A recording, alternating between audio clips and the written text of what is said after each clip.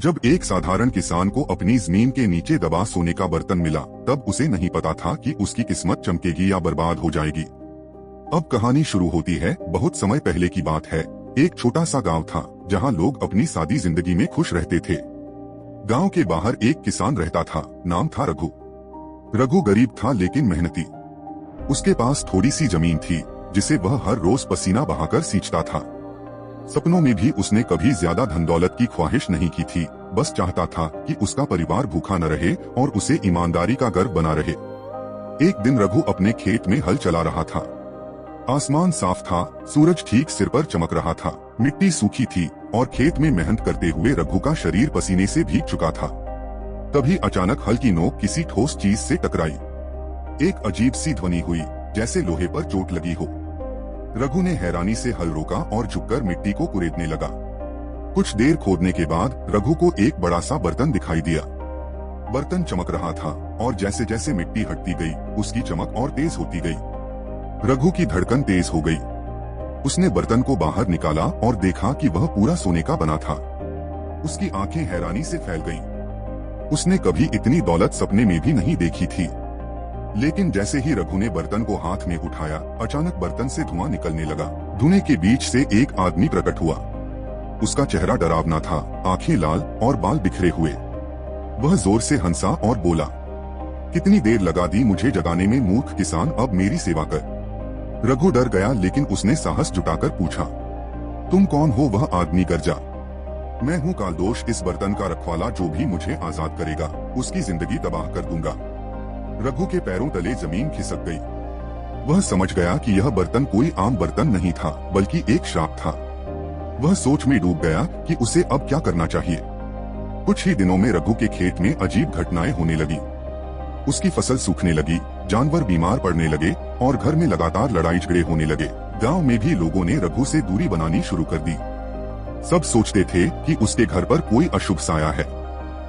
रघु ने कई विद्वान साधुओं से मदद मांगी, लेकिन कोई भी उस बर्तन के रहस्य को पूरी तरह समझ नहीं पाया। एक बूढ़े साधु ने उसे सलाह दी, अगर तुम सच में इस बुराई से छुटकारा पाना चाहते हो तो तुम्हें साहस, चतुराई और सच्चाई के रास्ते पर चलना होगा। रघु ने मन ही मन ठान लिया कि वह हार नहीं मानेगा। रात को जब सब सो रहे थे, रघु ने अकेले खेत में जाकर उस बर्तन को दोबारा खोला। कालदोष फिर प्रकट हुआ और क्रूरता से हंसा, तुम फिर आए हो अपनी तबाही देखने। लेकिन इस बार रघु डरने के बजाय शांत रहा।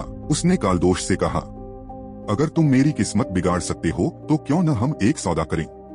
कालदोष ने दिलचस्पी से पूछा, क्या सौदा? रघु बोला, मैं तुम्हें एक ऐसा आदमी दूंगा जो खुद में बुराई से भरा हो, फिर तुम मुझे छोड़ दोगे। कालदोष मुस्कुराया और कहा, अगर तुम सचमुच ऐसा कर सको तो मैं तुम्हें छोड़ दूंगा।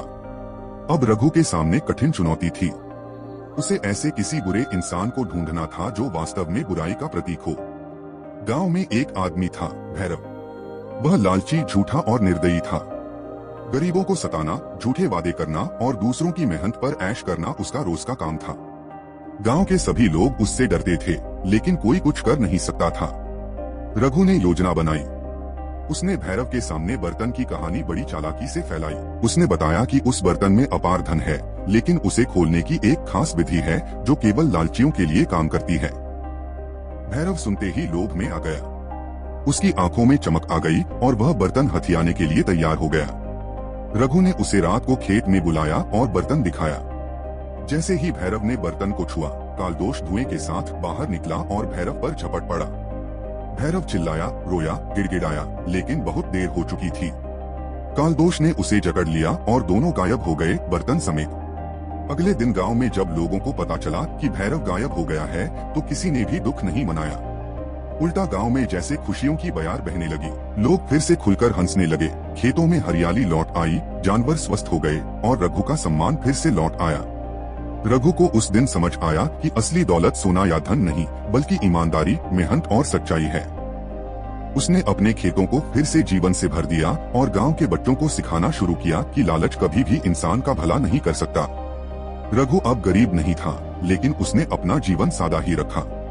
गांव में उसकी मिसाल दी जाती थी कि एक सच्चे दिल वाले इंसान के साथ चाहे जितनी बड़ी बुराई क्यों न टकराए, अंत में जीत हमेशा अच्छाई की होती है। अंत में अगर आपको रघु की साहसिक और दिल छू लेने वाली कहानी पसंद आई हो तो जरूर लाइक करें, सब्सक्राइब करें और अपने दोस्तों के साथ शेयर करें। अगली कहानी में मिलते हैं एक और रहस्यमयी सफर पर।